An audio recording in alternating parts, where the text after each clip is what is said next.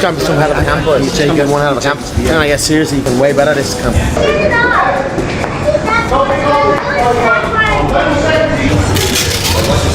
Keep Cameron, wallop, please.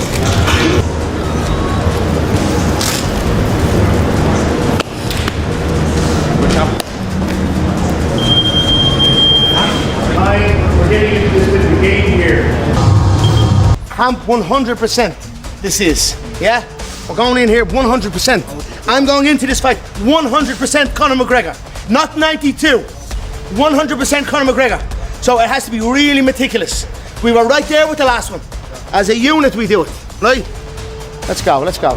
Ecstatic with the opportunity that lays ahead of me. And I look very forward to my return. Go. Oh. I feel there's so much left for me to conquer in this game. So much more accolades, more belts, more knockouts, more records, more cash. Right. Nobody's shooting for takedowns here. They're going to have a fight. I am taking everything of what I have built. Tonight's training session, the goal is to focus on speed, Again. 1, accuracy, 2, and 3. sharpening up skills. Seconds out.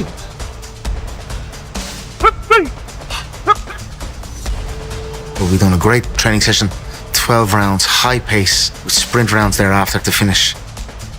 Conor's in fantastic shape. I've never seen him look so good before. Combining Conor's accuracy with the power that he has now, he's on. Feeling good? Feel amazing. Yeah. It is a different animal entirely that is in front of Max Holloway here. And he's going to feel every bit of it.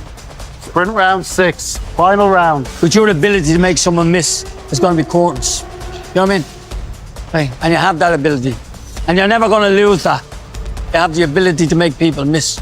Combinations will come in your mind then, you know? Adding even more intrigue, McGregor is reportedly carrying himself with complete confidence throughout camp, dismissing any questions about his form or readiness. Behind the scenes, his latest sparring sessions have been described as both brutal and eye-opening, fueling growing belief that this version of McGregor may be far more dangerous than many expected. If those reports are accurate, Fight Night could look very different from what fans have been predicting.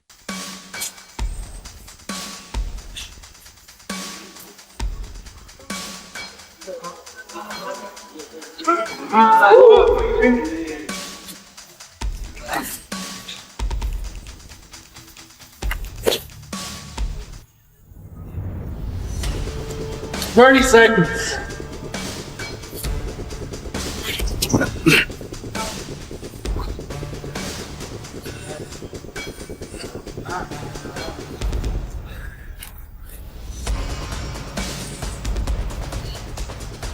Adding to the discussion, McGregor's move to welterweight has become one of the biggest talking points ahead of UFC 329. Conor insists the extra weight allows him to train healthier and perform more naturally without the brutal weight cuts of the past. But whether that translates into a better performance remains the real mystery. While the added size could boost his power and durability, fans are still left wondering if it will be enough to keep up with Max Holloway's relentless pace over 5 rounds. You know, I seen Max and Charles starved himself the last time out at 155 pounds for the BMF. I didn't think there's anything BMF about it.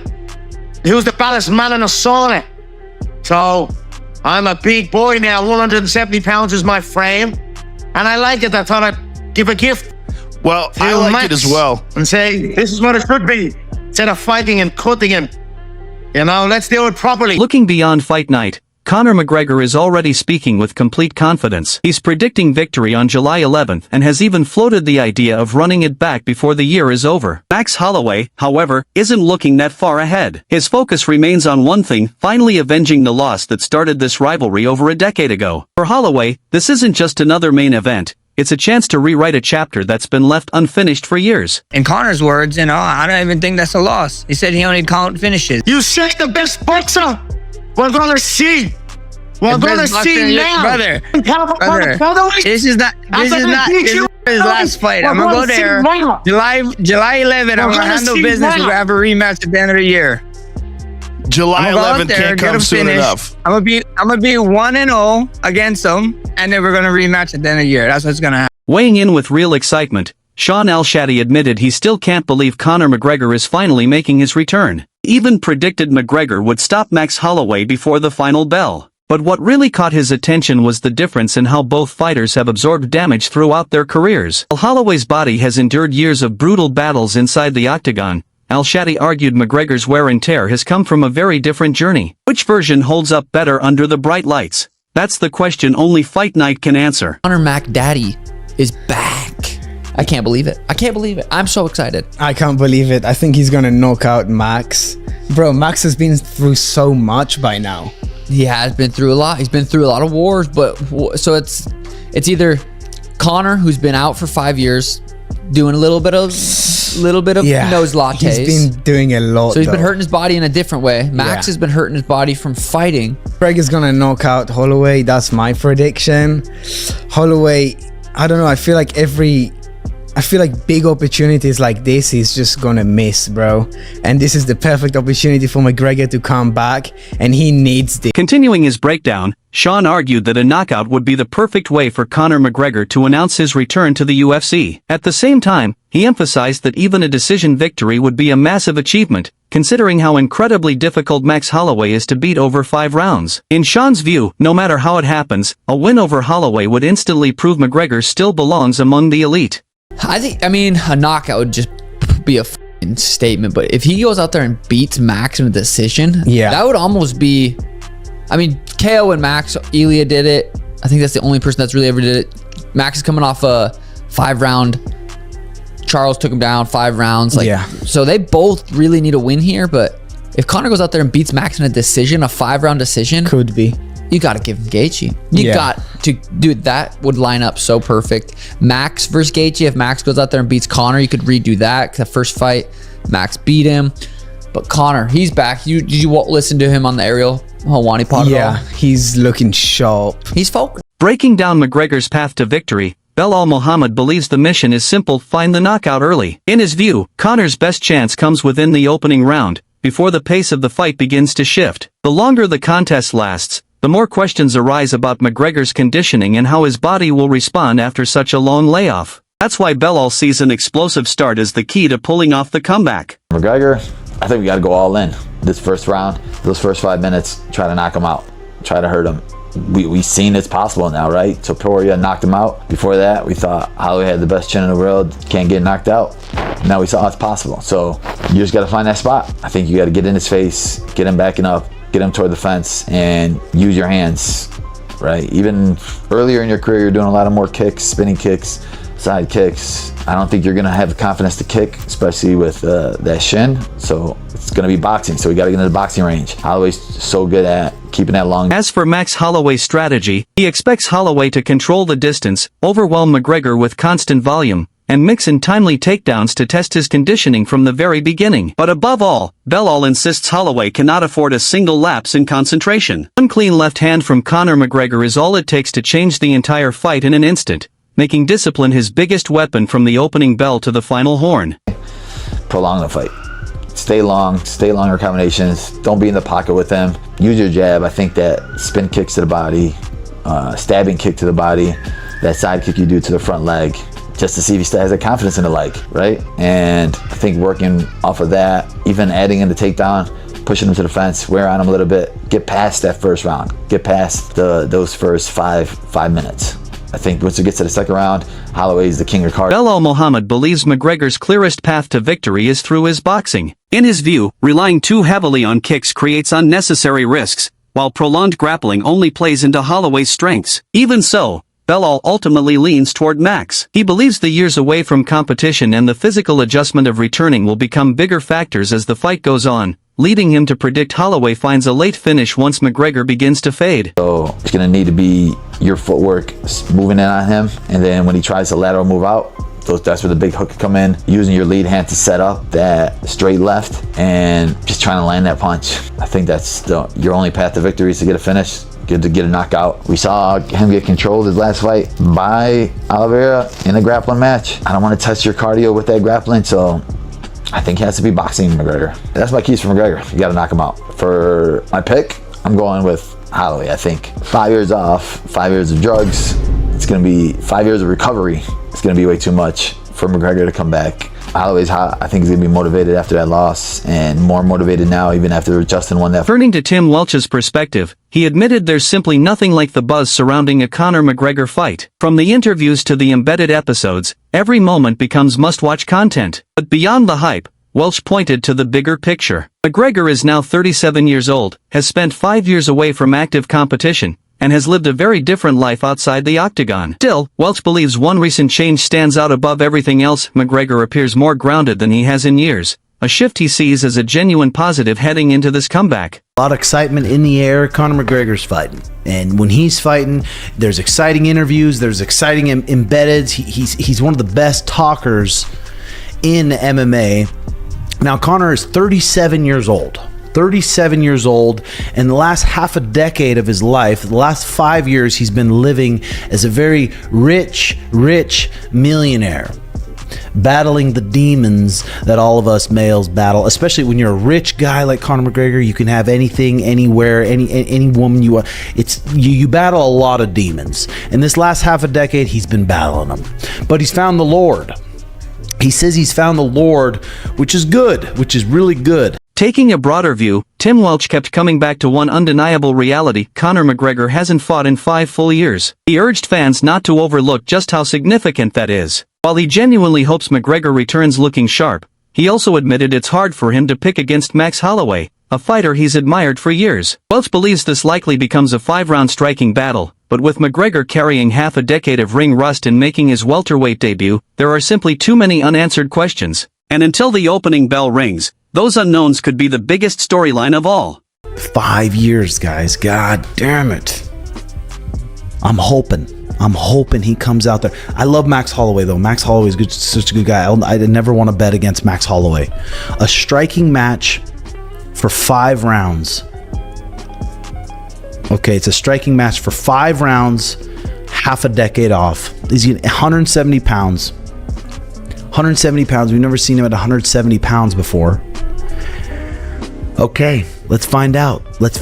I'm curious what you guys think. The countdown, it's hard to say in the countdown. Conor didn't look so great in that footage, but these countdowns are... When asked about Conor McGregor's striking, Coach John Kavanagh offered a glimpse into the philosophy that has fueled McGregor's biggest victories. He explained that Conor's style has never been about throwing the most punches, it's about applying smart pressure, forcing opponents into mistakes, and making them pay instantly. While Kavanagh kept the finer tactical details under wraps for fight night, he made one thing clear: if McGregor can dictate the exchanges instead of chasing them, he becomes one of the most dangerous counter-strikers the sport has ever seen. Yeah, I would always describe him as a pressure counter fighter. Applies an enormous amount of pressure without falling into the clinch, but just puts enough pressure on the opponent to swing at them. There's a perfect example there. Get him to swing at him a little bit out of balance, and then it's just that beautiful slight head movement to slip a shot, and then still in range for a big counter. Adding to that, John Kavanagh pointed to one of the defining moments of McGregor's career, a fight where he suffered an injury in the middle of the action but never let it change his mindset.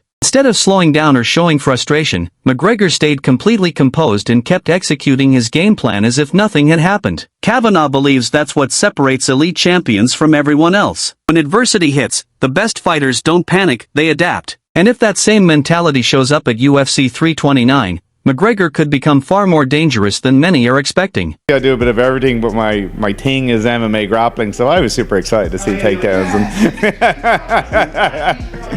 So it was great for everyone to see as well. I think for a lot of people it's like, oh, you can grapple, yeah. And there's not a lot of people that have done singles and doubles on Max. He's shown a really good ability to deal with singles and doubles. A little bit more open to body lock stuff, but singles and doubles, and Conor hit a bunch of them, was super impressive. On one leg. Yeah. Turning to McGregor's mindset, John Kavanagh reflected on one of the clearest examples of Conor's competitive mentality, the Dennis Siver fight. Rather than taking the easier path and keeping the fight strictly on the feet, McGregor willingly engaged in grappling exchanges to silence critics who questioned his ground game. According to Kavanagh, it wasn't the safest decision, but it perfectly captured who McGregor was as a fighter. Whenever people doubted one part of his skill set, he made it a point to prove them wrong, even if it meant taking the harder route inside the octagon. I'll never forget the Dave Hill fight as well. Yeah. And he just, like, everybody's like, Conor's not going to be able to deal with Dave on the ground. And it was like, Conor just done it to prove a point. I was going to submit him. All you want, Conor had a 100% knockout rate. So I'm like trying to get him to stand up, don't do it. And he's like, nah, we're going to sub this hooker. That's the wobble there on the leg. Instability, Yeah, you can see he's hopping on it. Look at Beautiful. this. That's a beautiful finish. You'll see here when the bell goes, there's in the corner. That's us in the corner there, and he just turns his head. He says to me there. He's gone. Chael Sonnen believes Max Holloway has been placed in one of the most frustrating positions in the UFC. After scoring a massive win over Justin Gaethje, a victory that would usually earn any fighter a title shot, Holloway still finds himself waiting on the outside. That's why Sonnen sees this rematch with Conor McGregor as much more than a blockbuster fight. In his view, it's Holloway's chance to remind the entire MMA world that he still belongs in the championship conversation. Beat a superstar like McGregor, and the UFC can no longer ignore his claim to another title opportunity. It dawns on me from the perspective of Max, I beat the world champion. I want to be world champion. I beat the guy.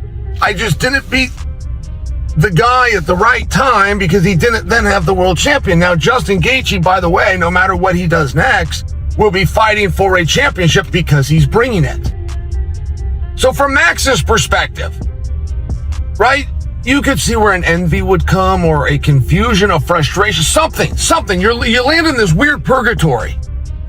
But let's talk about that. I mean, what should be next for Max? I thought that we've all agreed very clearly Sarukian will be fighting for the title next. Expanding on that, Chael Sonnen argued that this fight could become the biggest gamble of Max Holloway's career. A win over Conor McGregor would instantly boost his profile and remind everyone he's still one of the sport's elite. But Sonnen also questioned whether that victory would actually earn Holloway another title shot, leaving his future just as uncertain. On the flip side, a loss could be even more damaging. Falling to a fighter who hasn't won in years would erase much of the momentum Holloway has worked so hard to build. That's why, in Sonnen's view, the stakes are far greater than most people realize. The world is going to look a lot different when Max and Conor get done. Right, if Conor wins, it's going to be Conor Gaethje, and they're going to ride off, and we're all going to understand it, and you're going to have to pick it up from there. If Max wins, what does Max do? Does he then go and become the number one contender? Like, Max beating Conor, it's going to feel different than it feels today. Max's star power, Max's notoriety, it's going to be different than it is today. Obviously, nobody could disagree that Max deserves skill-wise, a crack at Gaethje, considering he already beat Gaethje. Shifting to the physical matchup, the Barnhill brothers identified durability as one of the biggest factors in the fight. They praised Max Holloway for building a career on incredible toughness and an ability to absorb punishment that few fighters can match. At the same time, they admitted recent performances have revealed small cracks that can't be ignored. Against a puncher like Conor McGregor, they believe even the slightest drop in durability could completely change the outcome with a single clean shot. Now, Max Holloway, up until recently, I would say, is the most durable fighter in the UFC. He had never been dropped, right? Never been dropped until he got, I think Justin Gaethje should have been credited with a knockdown. Yeah. But either way, Ilia Topuria was the one that put his lights out for the first time in his career, and it was pretty clear. Charles Oliveira, as you mentioned, also was landing some pretty powerful shots, and Max at 155 seemed to have a little bit more trouble with the power there of an Oliveira. Right. And I'm not going to say Oliveira is not powerful, but Oliveira certainly can knock you out. But Conor McGregor, if you think about what Dustin Poirier said back when they fought, he was like, man, I could see, the boxing stance was a little bit different and he wasn't quite as fast as he was, but damn, when he hit me with that shot, man, I was like, this guy's still powerful as hell. Breaking down the technical side of the matchup, the Barnhill brothers focused on the unique challenge of a southpaw versus orthodox battle. They explained that these fights are often decided by small details, especially the battle for lead foot position and control of distance. In their view, Max Holloway's footwork and constant lateral movement could be the key to taking away Conor McGregor's biggest weapon, his devastating left hand. If Holloway controls the angles, They believe he can force McGregor into uncomfortable positions and make that signature shot much harder to land. There's just less left-handed people in the world than there are right-handed. So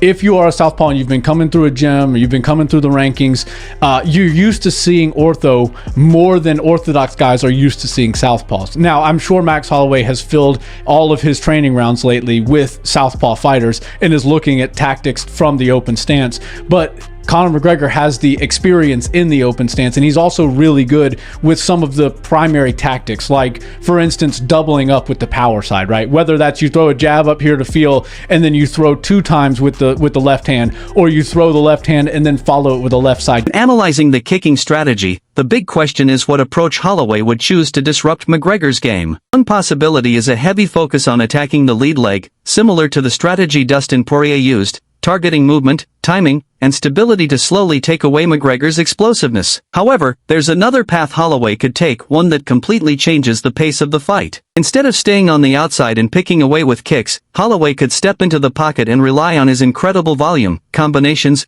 and hand speed to overwhelm McGregor with non-stop pressure. That creates a completely different challenge for Conor, not just avoiding damage, but trying to keep up with a fighter who thrives when the fight turns into a high-speed exchange. Some pressure, lead leg heavy, he starts to try to walk you down. He also, in his later years, more recent fights, has been super bladed. And we saw Dustin Poirier really exploit that and start to chop that calf. And it really was affecting Conor. After about 3 or 4 landed, then he was starting to wobble, had the Bambi legs a little bit. So I want to see how much Max is willing to kick. Because if Max is willing to kick, then I think he does slightly have an advantage on the feet.